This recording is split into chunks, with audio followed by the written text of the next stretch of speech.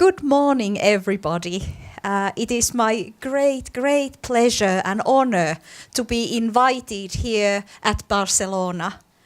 Thank you, Professor Cesar Kroll and the whole team for working so hard for this amazing event. When I was reading the program outline and all the different themes and topics that will be discussed during these 2 days, I was feeling that, is this my writing? Am I coming home? Or what is going on? The themes are so close to my heart, and the researchers with whom I collaborate at Helsinki University in Finland, that I was just thinking that I am coming home.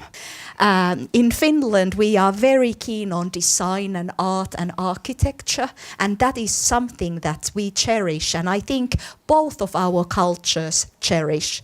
What an opportunity to give my talk in this beautiful art museum and be able to explore the future of with you regarding learning and education in this wonderful building.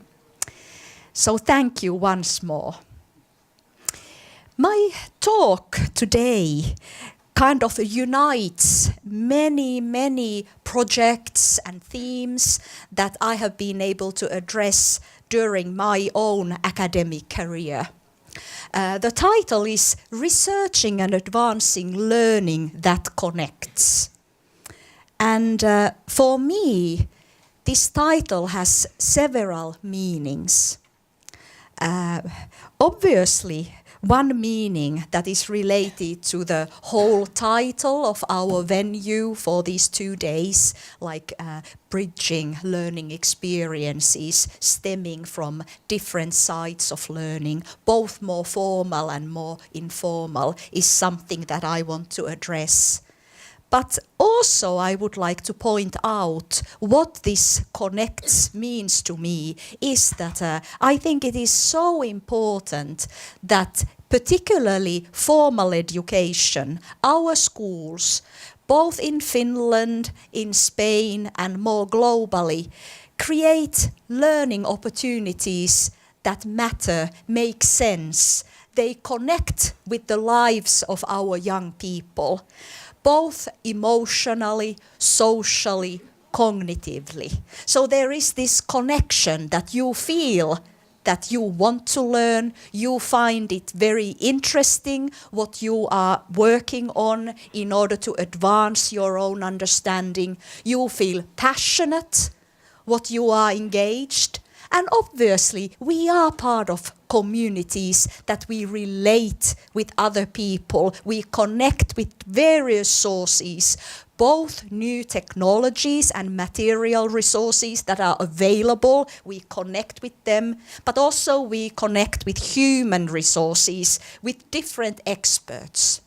So how to create education that really connects? This also is to do with connecting with researchers and teachers, connecting with one another, and also other professionals in different sectors of our society who can also collaborate and connect with the schools in order to create meaningful, lasting learning experiences for the next generation. So there are multiple meanings what connects means, and I would like to illuminate these points a little bit further during these 1 hour or so in my talk.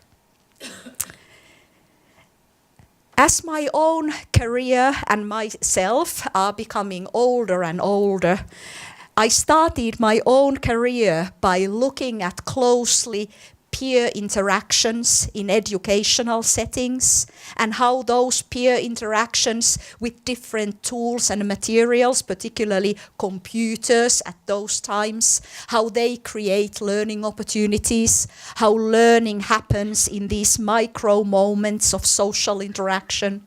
Later I got very interested in teacher-students interactions and continued my micro-level analysis, what goes on in particularly Finnish classrooms and how knowledge is constructed in these interactions.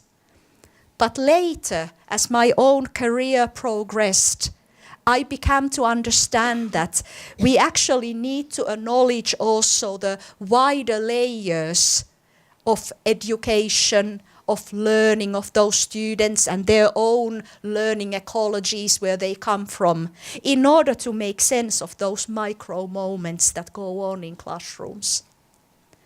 So my own research interest has also broadened and started to acknowledge these different layers that mediate micro moments in particular time that create learning opportunities or hinder them. I have also tailored my talk in such a way that there are these different layers, like onions, or actually Russian doll, that you just peel it and find these different layers. And I think we cannot acknowledge nowadays the cultural context where I come from, where we conduct our research in education and learning when we situated in Finland. And I would like to start my talk talking a little bit about the cultural context of Finland, where I come from, because it is very important to me to understand where my research actually originates, what is the phenomena, how realistic it is, how authentic it is. Because I am personally very interested in engaging in kind of a ethnographic, grounded cultural research and understanding the context where everything happens and the multiple layers of it. You know that in Finland has become such an interesting site for educational tourists, we call them. We get so many educational and academic tourists into our country. They are all keen to find out the secrets behind the Finnish education system. What do you do? How do we help our young generation reach or at least do well in international achievement scores such as PISA? What is behind? What do we do in Finland? And we have been puzzled since we didn't really know what we do. We have been just trying to do everything as well as we can in Finland, thinking about what our nation requires, what is important. We have always valued education in our country, and it is kind of a societal value among everybody. And there are particular principles that we have been trying to promote. But otherwise, they have been very difficult questions to answer when a reporter or an academic or teacher comes to us, or we are invited to give talks in different other countries to reveal the secrets of Finnish education. Because I think as researchers and teachers and educators, I think we all know that the answers are not that simple. You cannot just wrap them up in kind of a one sentence. What is the secret? I have been trying to think very hard what are the secrets behind the Finnish education system, and perhaps these examples kind of highlight some uniqueness of our country as well. So actually we drink quite a lot of coffee in our nation. And also we have saunas. We take quite a lot of saunas in our country. We love saunas. Practically everybody has a sauna in their home. Is that the secret that makes children learn better? Also we love fish. I think you do love fish as well. So makes that our brain better and we are more capable and equipped to learn? How about Finnish? It's a pretty difficult language. Is it like Latin or something? And does that develop our brain to function somehow differently? Also, Finland is very, very interesting country because we let our children play quite a long time. And now actually I have even established a playful learning center at the University of Helsinki. And we are now playing with teachers, future teachers. We are actually promoting play throughout the life course at the moment. That's a big movement. I could have given my talk around play, but I decided not to. But we will be touching about that issue as well. But our children start formal education at the age of 7. We also have a compulsory preschool, we call it, or kindergartens, as Americans call it, for 6-year-olds. It is now compulsory as well, but very much play-based. And we do not have these standardized tests that much throughout the comprehensive education. And it's very playful and child-student-centered, our pedagogies overall. So is there something probably that helps our students to kind of equip themselves with such skills and knowledge and attitudes that makes them thrive in PISA outcome scores? And of course, one example that we usually give, that is the most often cited reason why Finland is doing so well in international comparisons, is that we really invest in teacher education. Teacher education is really something that is given as one of the leading reasons. But I want to point out it is not only that. It definitely is not only that. But what is known, we get the best students into our teacher education programs. Less than 10% or around 10% is accepted to study from all the applicants that apply for our teacher education programs. Even early childhood teacher education program, teachers of 0 to 6-year-olds are studying their degree in universities. And then those students who become primary and secondary school teachers, they all have to have a master's degree in order to have a license to teach. So it's highly competitive. We already get the best students. Our teacher education programs may be adequate and okay, but already from the beginning we have very good students. And that is what I would like to emphasize. And teaching profession is very valued. And these young people who want to become teachers, they are really passionate and they actually find teaching profession highly creative. It is like designing learning. It is like designing teaching. In Finland, we give teachers the freedom to design, to feel like empowered, to create their own learning environments, ways of following and understanding how their students learn, creating different types of learning environments in their own schools or outside. Nobody is regulating them, except obviously our national core curriculum and these different localized curricula. But they are still very flexible. They give a lot of freedom to teachers. And many of our young people and teachers who are already in the field feel very empowered and happy because they have that option. They are not treated as kind of robots or actors who already follow a ready designed script, how to kind of prepare, execute, evaluate a particular lesson. Everything is possible. But of course then there is this other side that we must remember as well, is that in order to let teachers that freedom and accountability, they need to be highly educated. They need that expertise that is already in the every action, that is embodied knowledge, that they can realize these plans and take responsibility and feel confident what they do is the best for their children they are teaching. So there are certain nuances, obviously, where I am coming from and where our research stems. The cornerstones of Finnish education have been practically the same for a very, very long time. I know in many other countries when a government changes, there are huge changes in education as well. In Finland, this has not yet happened.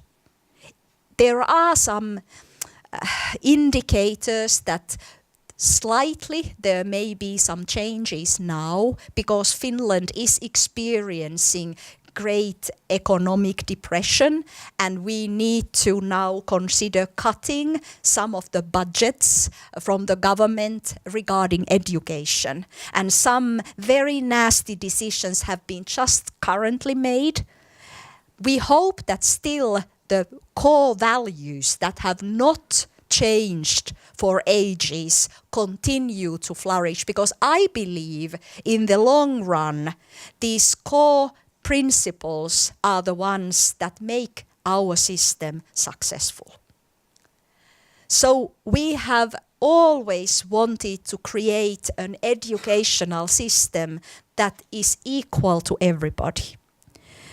That means that no matter in which part of Finland you live, you are able to have as high quality education as in any other city or municipality in the country.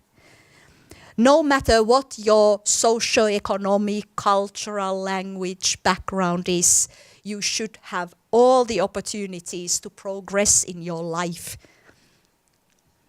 That's why, basing on this principle of equal educational opportunity, in Finland, practically all of our education is publicly funded. We hardly have any private schools, or if we have them, our government is still subsidizing them and following and monitoring the curriculum that they provide.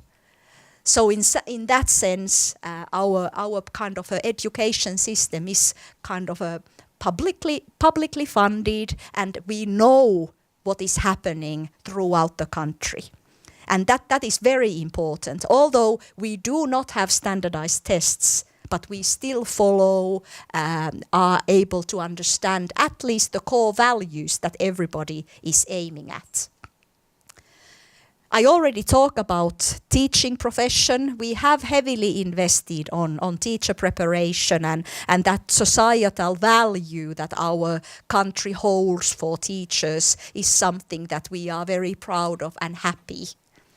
And luckily, even though times are changing, teachers' work is changing. It is becoming very challenging because children are living, and we all are living in such a hectic, dynamic change.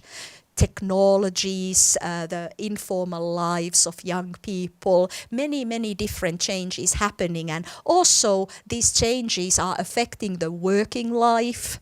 We do not necessarily know what jobs are available for the young people when they graduate, what kind of issues, skills, competencies, dispositions should we promote, because there are not any longer as easy routes or direct routes to different professions as there were in the future. Like in many other countries, and probably here in Spain as well, I think we are also hoping to help young people develop skills, competencies, and knowledge that helps them also to create jobs. So this kind of entrepreneurship, creativity is something that is now very strongly emphasized in Finland. And I think this is a global trend overall, because we cannot ensure existing workplaces for all the young people when they are at that age that they are entering the working life. I also talked about the local autonomy and decentralization that we value in Finland very heavily, meaning that the core curriculum for comprehensive education is very much also in the hands of the schools and teachers themselves. Municipalities in Finland are the education providers. They also create their own curriculum based on national standards. And then each school creates their own curriculum based on these two different curricula, national and municipality based. In that way, we want to involve everybody to understand the values and the goals, so that curriculum is not something that is a textbook in the shelf, or you use it as a doorstepper or something else, but you know it yourself, and you can then think different ways how to realize the goals stated. I want to emphasize here, which is very relevant what we are talking about today, is also the fact that since teachers and schools have all the freedom, they can now also to start to think about the ways they teach, so teaching methods, where that teaching takes place, with whom does it take place, what resources they need. We do not control the learning materials in any way. Some schools and teachers are using ready-made publishers' books. Some are not. Some are kind of helping and creating the learning materials with their students. So more portfolio type of work is taking place. There is a lot of variability. So that type of autonomy exists in Finland. And for example, later when I highlight some empirical studies that we as researchers are doing, they also reflect this autonomy. Not many of my projects actually are design research, meaning that we as a research group would have developed an exciting new model to teach or a new exciting learning environment. Actually, we are very, very fortunate in Finland as researchers because we can explore what is going on in Finland in different schools and classrooms, and we find out many, many innovative learning environments and practices, and then we just engage in and start to make sense research-wise what is going on. So that's why what I mean by kind of doing also ethnographic, emic kind of research, zooming in what is going on. Although obviously design research is valuable on its own right as well, but in Finland there is this possibility as well to enter very, very innovative and exciting practices that already exist. In Finland, long time ago, we have also thought that public education needs to acknowledge learners as whole persons. So we very much emphasize socio-emotional well-being so that young people would be as balanced, as healthy. We appreciate their strong sense of themselves and want to promote that. That's why for a long time, I think this is coming now to many other countries like character development and this big movement on socio-emotional development and skills. This has been in Finland for a long time. At least we have tried to promote it. Don't give me wrong that I'm saying that we have always been that perfect. There comes these other slides where I show that, but these are what I'm now telling you. These are our values and goals that we have been after. And we have been trying our best to create resources and practices that are able to promote students' holistic well-being and learning. And then what is very visible and what some people coming from other countries, when they come and visit us or learn about our system, admire is that in Finland we have tried to create an educational system where there are no dead ends. So we are aiming for lifelong and life-wide learning. And by saying this, I mean that you have always a choice to continue your education, and it doesn't cost you personally anything. Government is subsidizing it. Obviously, tax money and everything is put into education, so it's never free. But for different people coming from different backgrounds, it is always possible to continue your education throughout your life course. So whatever you have chosen, for example, as a young person, as your career path in education, you can always change that course later. And there are different possibilities to continue your learning journey. And this is something that I personally also very much value, because learning happens throughout the life, and it should happen throughout the life. And particularly in this society where many things are changing so rapidly, working life in particular, I think we need these types of systems that are able to support these continuous learning opportunities among everybody. This is obviously to do with teacher education, teacher professional development. We are heavily now in Finland investing and considering even remodifying our teacher education programs, not only the initial teacher education programs where you get your first degree, master's degree, but also how we should support and help teachers learn throughout their lives, since this is a very hectic and complicated life we are currently living. And with these all changes and requirements, we need to help teachers constantly develop their understanding of the world, of the students, and of these all the other changes that are taking place. So these are very important cornerstones for us in Finland. But what about this example? This is a student interview from 2011 from one of our research projects. I have been telling you all these wonderful values about our system. This interview was, the student was asked, how did you feel about this new elective course that the student was able to take part in? It was Bicycles on the Move project that we have also been writing some articles from this particular project. We didn't design it. It was the school itself, a very innovative project. I will be actually drawing on this example later on as my point of departure regarding the other points I want to make.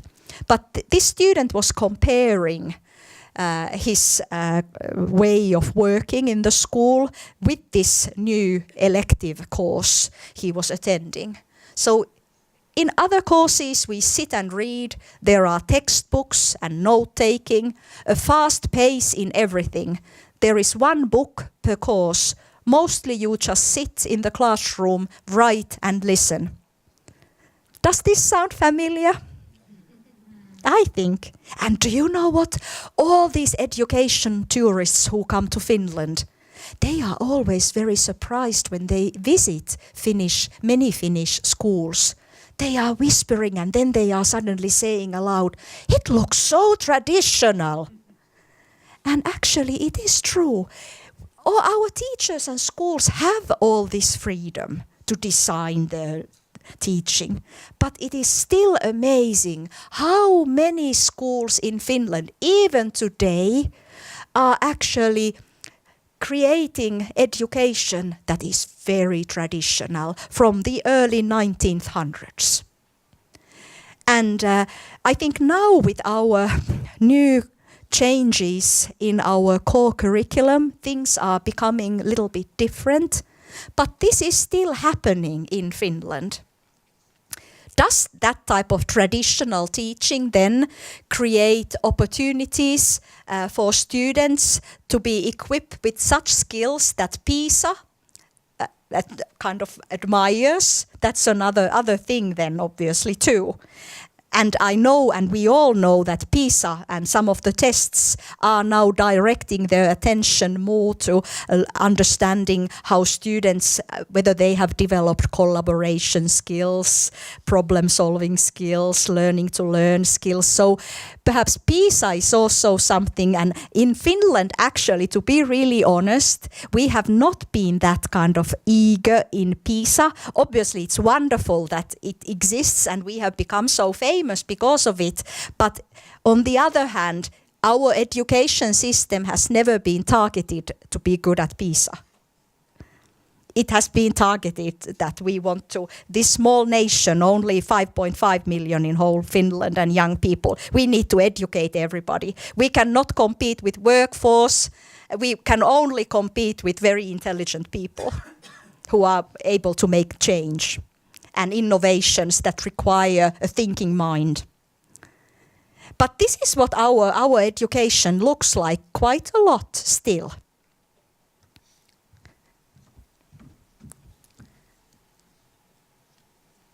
So my question is, are our schools responding to all these requirements that current society and the individual lives of our young people are asking for? Are we able to create? And what should those schools look like?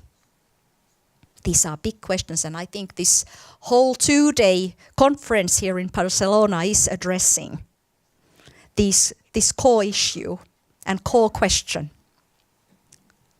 Let me see whether I can work this out.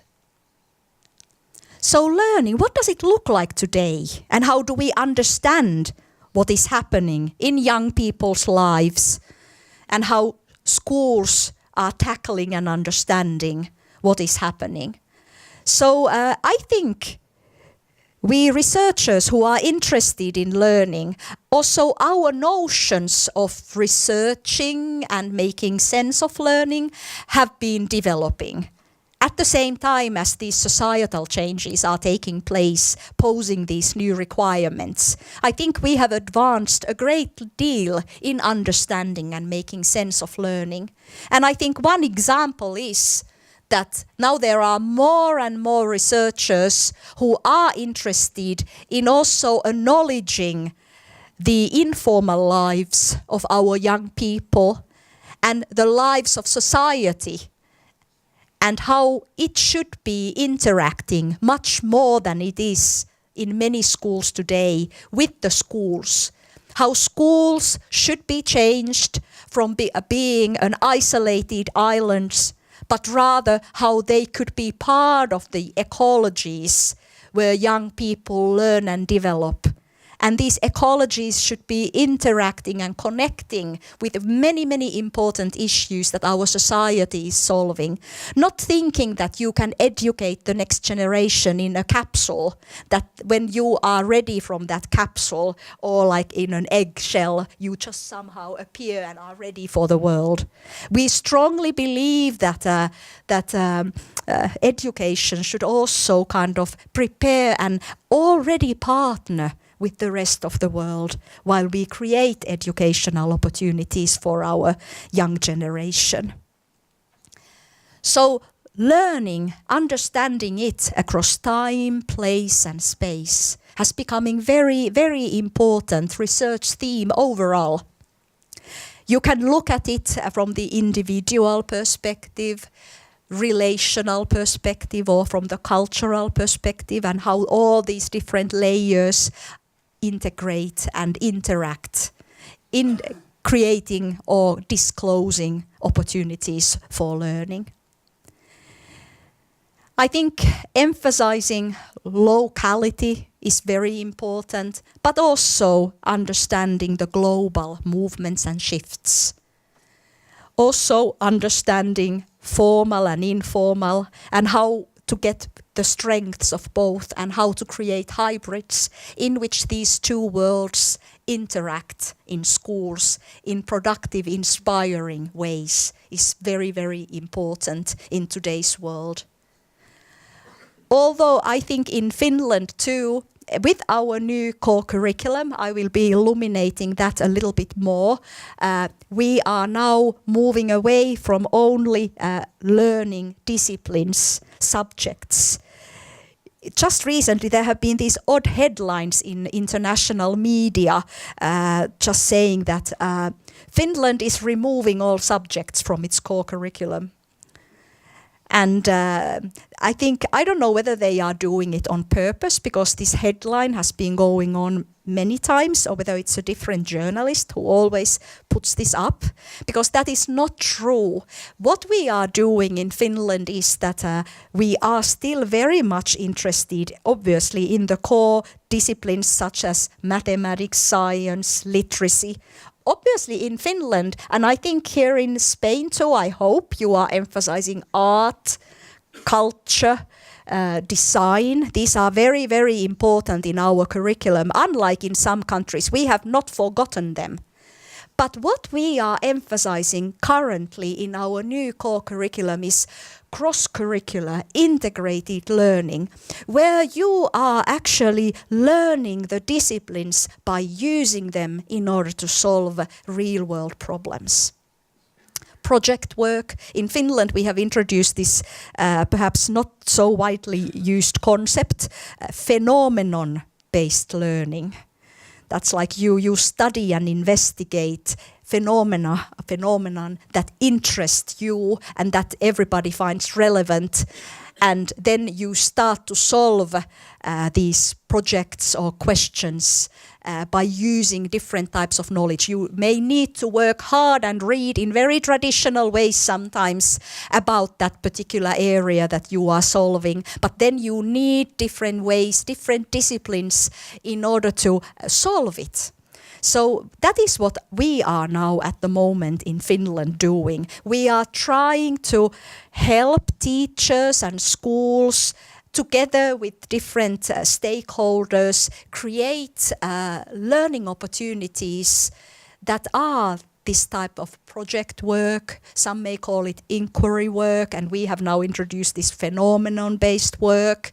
And then different teachers representing these different disciplines are also collaborating and supporting young people in their projects. Sometimes it may even realize in such a way that these teachers are in this, let's say, in this space together with a bigger amount of students, helping them, working together. Not only that you move from one lesson to another and the teacher changes, it may really mean in practice co-teaching and co-supporting students. By emphasizing supporting, I think we are moving away from only frontal teaching, where teacher is the deliverer of knowledge and understanding. We are also moving to understanding and supporting learning in such a way that is student-driven and hopefully also interest-driven. And again, we can go back to my title, Learning That Connects.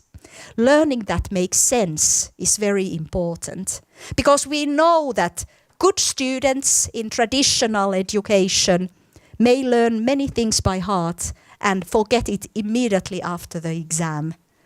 But learning that really lasts is something that connects, and you have found sense in it and passion in it.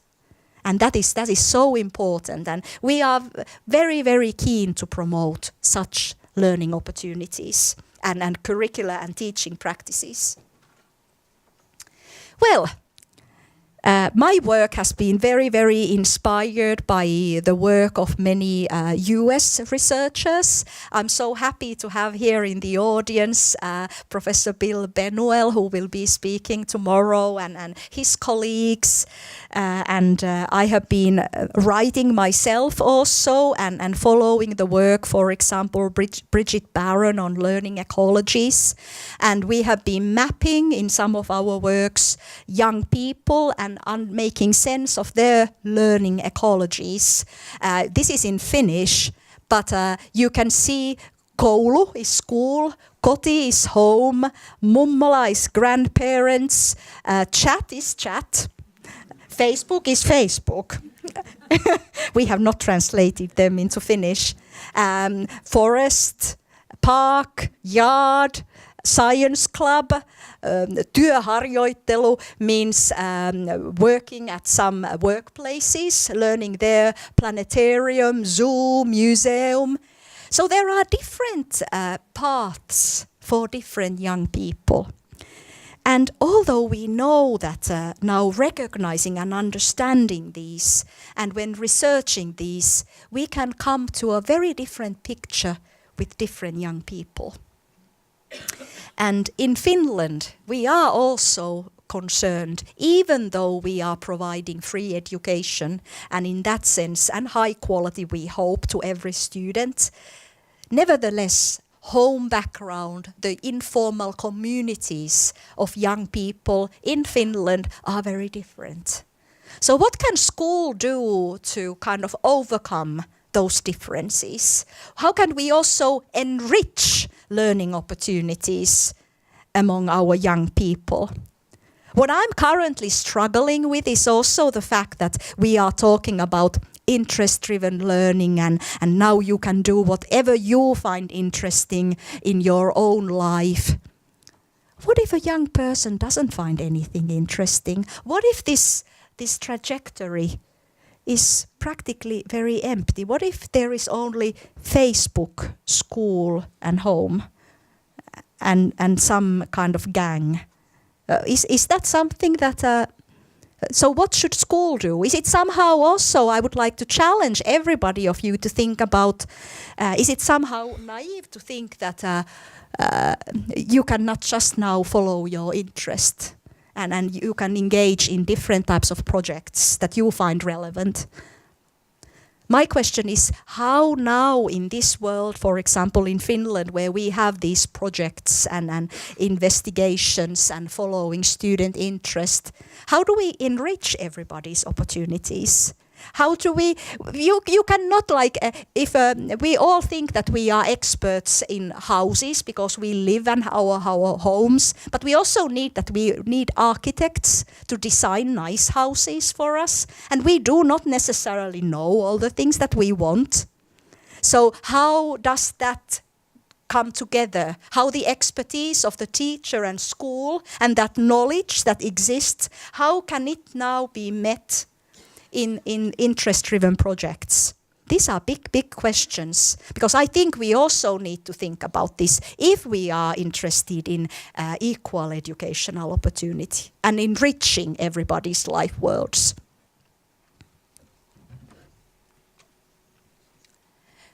Well, there are many definitions, but I think they all relate. I have here the very important part of these questions and challenges that I am now posing is that we understand at least the social ecologies where our young people are coming from. That's why we need to learn from our students as teachers and as researchers, not only research them or teach them. And in our work, in our later work, we are interested in looking at what are the ecologies of children and young people, and how schools can respond and enrich those existing ecologies. If we never ask, we don't know what this enrichment can be and should be. Bridget Barron has nicely defined what a social ecology means to her, and for her it is a set of interacting contexts found in different learners' lives that mediate their learning and, I have added this, well-being. These contexts always, they comprise of unique configurations of different activities. There are different material resources. Not all young people have all the resources available at their disposal, or they have been not introduced to them. There are also different types of relationships. There is also a great equity gap sometimes in the nature of relationships and interactions that young people are part of and engaged in their free time. So these are very big issues to consider when we are thinking about creating learning opportunities that are based on this type of integrating formal and informal learning and experiences and interest-driven opportunities. So there are very many pressing questions. Also, to us as researchers, I still am puzzled how to define learning in these new times, how to understand and how to research these different contexts and opportunities that are created. Also, what kind of transformations are required in different systems. In Finland, we have our own challenges and opportunities. In different countries and cultures, we have other ones that need to be addressed. And this big issue for me, as a person coming from Finland, is this equal educational opportunity, since that has been one of our cornerstones in education, and by thinking that now following student interests is something that is the solution is a very, very false understanding to me. So I have hardly begun, and now I'm already given a sign that I must soon stop. But here is something that I have been intending to share with you. And I will still continue for about 20 minutes, so don't worry. So I have been intrigued by the work of Mimi Ito and Bill Penuel in MacArthur Foundation, by the notion of connected learning. It very much resonates with our research projects and also the efforts that are currently taking place in Finland to transform education and what schoolwork looks like. And this is connected with our new core curriculum that actually came into effect this autumn. So we are now experiencing a lot of cultural shifts. And I will briefly explain you what is very new. Although we have always had this freedom for teachers to design their learning and educational practices, but now with the new core curriculum, there are new also requirements. I would also like to introduce some concepts, particularly for the research audience this time. There are some key concepts that I have used in my own research heavily, together with my researchers in Finland, and I would like to highlight those very quickly as a way to provide perhaps a future shared research with some of you, that we could look together in understanding and making sense what is happening in these new types of activities organized by the schools to promote students' 21st century learning. And then we can return very quickly back to the Bicycles on the Move project, because I can illuminate these key concepts via that particular project. It is not that that project is extremely something innovative, but I think it provides a nice example, point of departure to understand what I mean by these different concepts and how they can be used to make sense what is happening in terms of learning, education. So Mimi Ito and a big group of researchers published a very, very interesting, at least to me, a publication that is available online as a PDF free about connected learning. It already became out 2013, and it's very strongly resonated what we had already been doing in Finland. You can see I purposefully let that sign Learning Bridges. We had Learning Bridges project, was it 2007 to 2010? Between that period, our Ministry of Education and Culture gave us a wonderful sum of money to start to explore extended learning environments and collaboration between schools and museums and science centers and libraries, and that is what we call also extended learning environments. And we looked at students learning in these different settings. Antti has published a lot and worked also as a teacher in those days in one of the schools that was part of our research projects, and we looked at how students navigated in these different contexts that were part of these extended learning environments. We also looked at professional collaboration, how teachers collaborated with museum educators and other professionals who were part of kind of designing and then facilitating these new types of learning opportunities. We also published, it is not very highly scientific book, but it is available online. It is also for practitioners and policymakers, called Learning Bridges, and it is also available online as a PDF if you want to have a look. Some examples from our projects and the key concepts that we were investigating and still are investigating these same concepts in new settings. But that was very, very important to us and still is close to my heart. I think the rest of my own career I will be researching learning bridges in some way or another. But here is this very nice definition what the publication proposes. Connected learning is something that is socially embedded, interest-driven, and oriented towards educational opportunity. It is realized when the learner is able to find this personal interest, to make sense and connect with what the learner is engaged and wanting to know more about.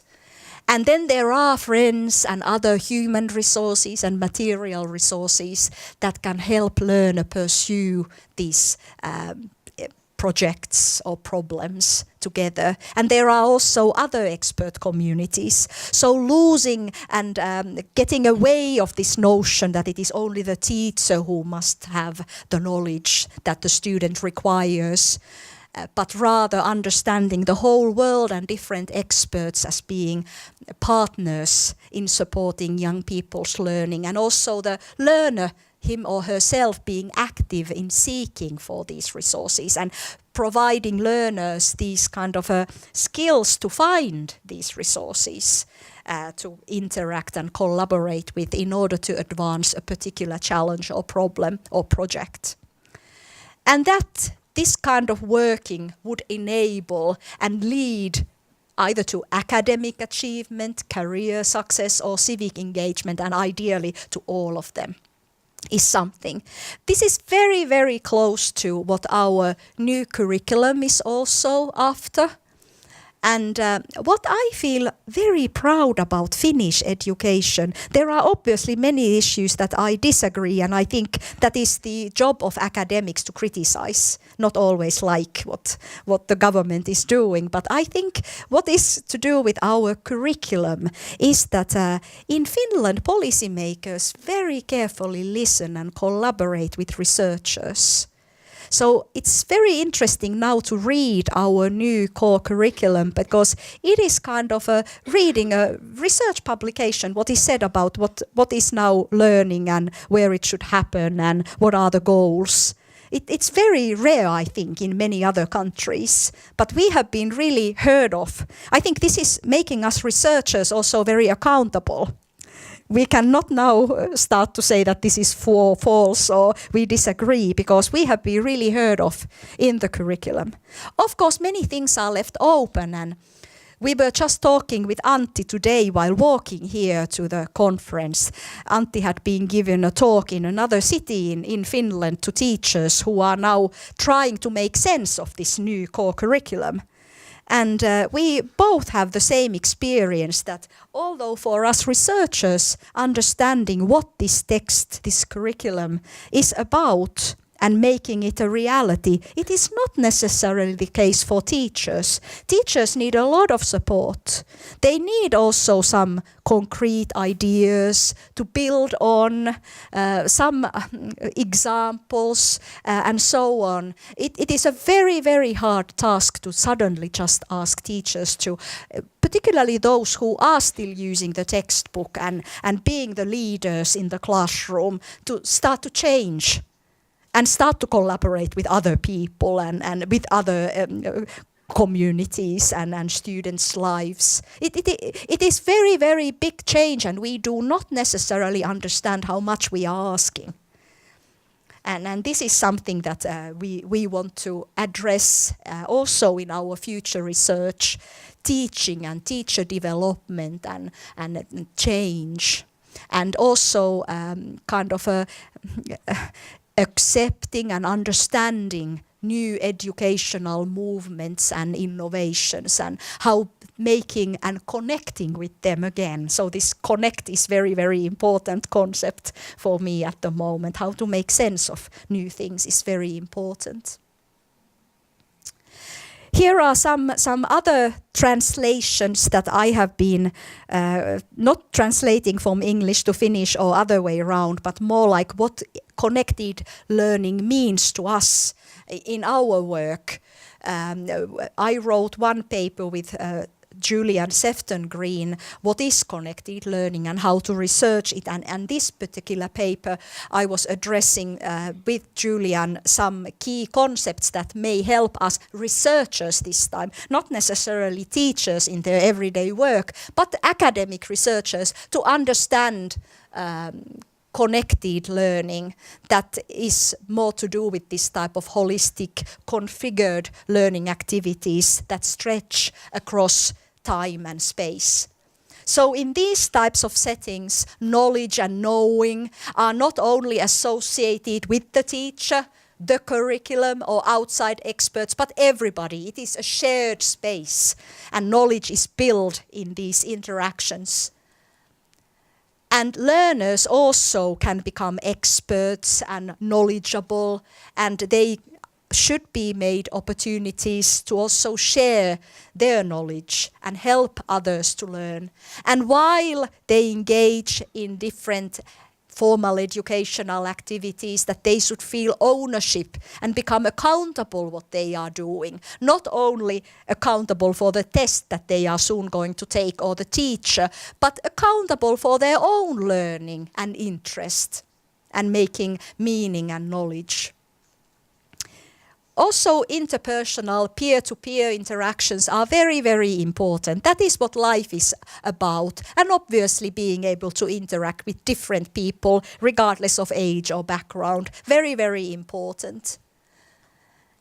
And also, many of the work that and the projects that we have been looking at, or learning environments, some they call it, we have seen how the work that students have been engaged with goes away or actually expands rather from school settings to the world, contributing in solving some issues. Like in the Bicycles Move on the project, the students were making a change to the cycling conditions in their own city and really reporting and working with policymakers and other relevant stakeholders and making a change at the same time while they were doing schoolwork in its kind of a traditional sense, if one may say it that way.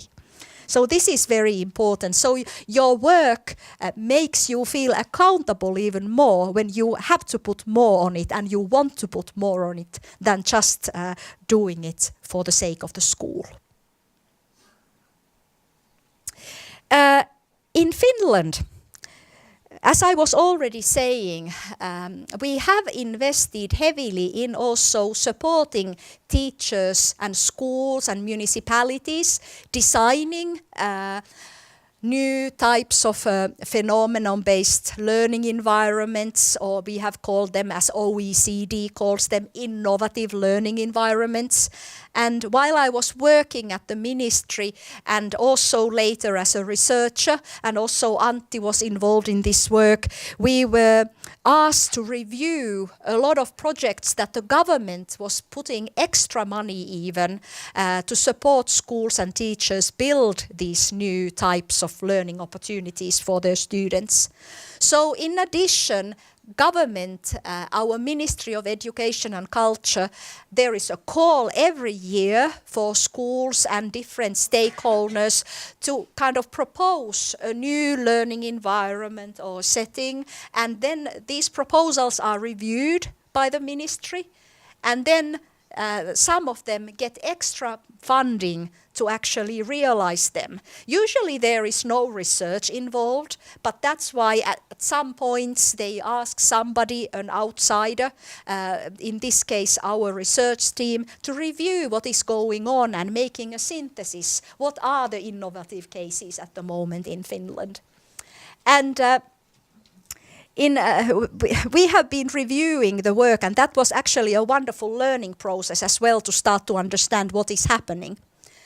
And why we have been doing and why Finland have been so keen to do is particularly for these reasons I was already mentioning, that we have, even before our core curriculum, have been always kind of very future oriented. That's why we have been very hesitant to explain why we have done so well in PISA, because our mindset is already in the future.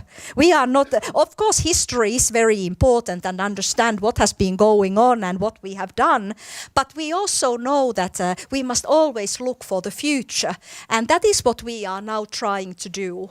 And we also know that in Finland, although our students do well academically, they don't like school, they hate school, and school is not motivating, or there is no connection, they just do it. So this is, and there are many, even statistical research showing this type of disengagement, disinterest from the school. And this is what we are very worried about, because we know that type of schooling is only producing perhaps some of the population that do well in tests, but they don't do well in life. And I think we are much more interested in students not doing well in PISA, but doing well in life. And this is something that we are very, very desperate. That's why we can go back to my Playful Learning Center and promoting the enjoyment and happiness in the work and finding interest and passion in what you do. That is very, very important. That's a core element of learning. And of course we are very interested, as I was already mentioning, in Finland, cultivating even more this culture of creativity and collaboration and entrepreneurship. Lately, we have just begun 1 year ago a new project that I decided not to talk about with you today, but it is to do with maker spaces and maker culture and how that can work in education, how schools can also create new arrangements for learning and education where there are specifically designated spaces enhanced by different digital technological tools for students' interest-driven projects. And we are also collaborating with the university in Northwestern, close to Chicago, with the Fuse Studio concept. That is one type of makerspace, and that is where my current work is, and data is constantly being collected, even though we are here in Barcelona at the moment, looking at how students and teachers are engaged in such maker activities, designing new exciting things and even printing them out, and perhaps even establishing companies or designing games for learning and entertainment. So really close connections to the entrepreneurship spirit as well, and one of our goals today in our curriculum. This is what is new in our core curriculum. We didn't have specifically laid skills in our core curriculum before. We had different types of knowledge, but skills that are to do more kind of transversal skills. Some call them 21st century skills. These were not pinpointed as they are now specifically specified in our new core curriculum. You can see most of our curriculum, I don't know why, whether we want to keep it secret, most of our curriculum, if you go to the website of the National Board of Education in Finland, it is mostly in Finnish. Perhaps it's encouraging you to learn Finnish, but there is a short summary of our new core curriculum. You can find some information about it from the website.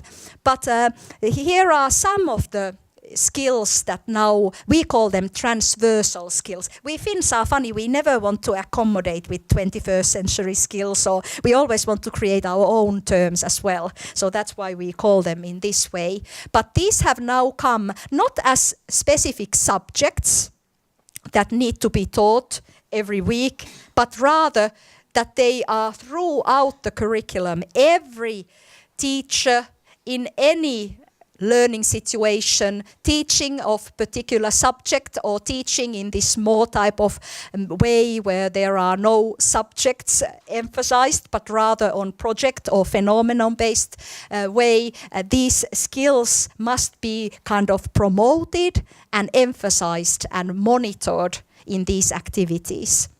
So multiliteracy is very, very important at the moment in Finland.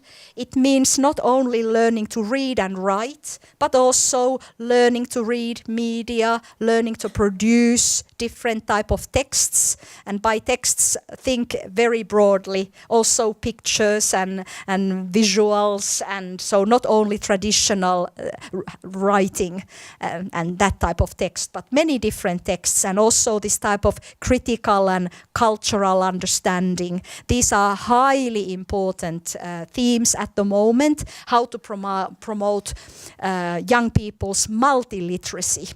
And actually, that will be one of my new projects as well. We just 2 weeks ago, I heard that we got a very, very big grant to research multiliteracy and promote multiliteracy in Finland. And think about it, how it can be integrated in our curriculum for basic education and even for young children, their education. Learning and thinking skills, they have been part of our curriculum, but they are now even more emphasized. And cultural and interactional competency, this means also dealing with diversity. Finland is still a pretty homogeneous culture. About less than 10% of our country and culture has people coming from different backgrounds, but life is changing and becoming more global, and this is now something that is more specifically addressed in our curriculum. We also talk about life skills. We are very concerned that our young generation can hardly boil an egg or something, so nutrition, being able to cook, being able to sleep enough, taking care of one's habits in using digital technologies, all these skills that may sound basic, but we have somehow forgotten them, are now highly emphasized. We know that sleep is one cure for doing well at school, and good nutrition. It's actually, they are very, very basic things. Somehow we have forgotten it, and this is what we are now emphasizing in Finland even more. That is what is meant by life skills. And then obviously partially to do with multiliteracy, but we have even taken this digital competency, or in more traditional wordings, ICT skills, that we seem to use also in our curriculum, is now something that is heavily emphasized, and a lot of investments are currently being made in different schools and municipalities. There is a great variability at the moment, and municipalities and schools, some are flourishing and there are excellent things going on, and some are not, because of even infra issues. So that is what we are currently facing, and considering the economic crisis our government is currently engaged in, this is some of the challenges that we are currently facing in Finland, and when we go back to the equal educational opportunity throughout the country, that's an issue and requires a lot of creativity. Now I must ask about the time. How much have I already lost my time? Yes. Okay. I thought that this is going to be such a long time, and I could have spoken many hours. I'm starting to like this. Okay, but I will quickly show you, because many of the things I intended to show you next, we have been writing a lot of publications. And I always hate when a speaker comes here and reads the text what has been written. So I think I don't feel bad that I have now invested my talk on giving you some background information about our country and efforts. This is something you will never read from our publications. Or perhaps something, but not as much as I was explaining here. So perhaps you were all interested in that, I hope, rather than me reading a publication that is already out. But let me quickly, let's go away from, so what I was going to say about our current system and reality in Finland, that we have amazing innovative cases and practices going on, but now there is this issue of equal distribution and not knowing what the other ones are doing. This is the decentralizing problem as well. So if everything is dispersed and you can do whatever you want to do, you are likely to have different solutions and everything. And how to guarantee quality is some of the issues that we are finding and are struggling with this. But we still value teacher autonomy and accountability and want to, because that is one of the secrets why we get the best students to study and to become teachers, because there is this freedom and creativity. But then, what I wanted to highlight, as you know, my own background has always been, and I'm obviously still learning, and the more we learn, the more we know little. So my own background is heavily influenced, and I know your work too mostly is influenced by the cultural, historical paradigm. And me being interested in human interactions, obviously I have been inspired by many social linguistics work. I have stayed 2 years in California with Professor Judith Green and working with her on interactional ethnography. I have been inspired by her work, and perhaps some seeds have been there to enrich my thinking as well. And we have done a lot of research on learner agency lately, and also teacher agency. That is something, a key concept and construct in my work, and looking at agency. That is to do with how you feel, how connected you are about the context, how you feel, how you can influence it and make a difference and change. There is now interesting research and more appearing on agency that is also defining agency in terms of creative agency, relational agency, conceptual and epistemic agency. And we have been looking at these different types of agency, how it is constructed into being in different social and material configurations in these different learning projects that we have been researching. Also, we are interested more and more in teachers and teacher collaboration, and because that has been something I have not been focusing enough, I think. I have learned that that's so important as well to understand in order to improve and develop education. And of course, these new technologies. I know you are going to have wonderful presentations and posters here for these 2 days to kind of explore how digital technologies and media can enrich and connect learning and education in many different ways. So these are very, very common themes for me, and I'm sure for this conference and for you. That is why we are here today. But there are many slides. I was going to talk with you about agency. Then this very complicated term, chronotope and chronotopes, that is to do with investigating time and space and how they occur in interactions and learning activities, and how the traditional way of organizing school, for example, having 1 lesson per hour and a particular routine, time schedule, may change in these new learning environments when space is extended to different areas, and where the time when you are supposed to do formal education is totally configured anew.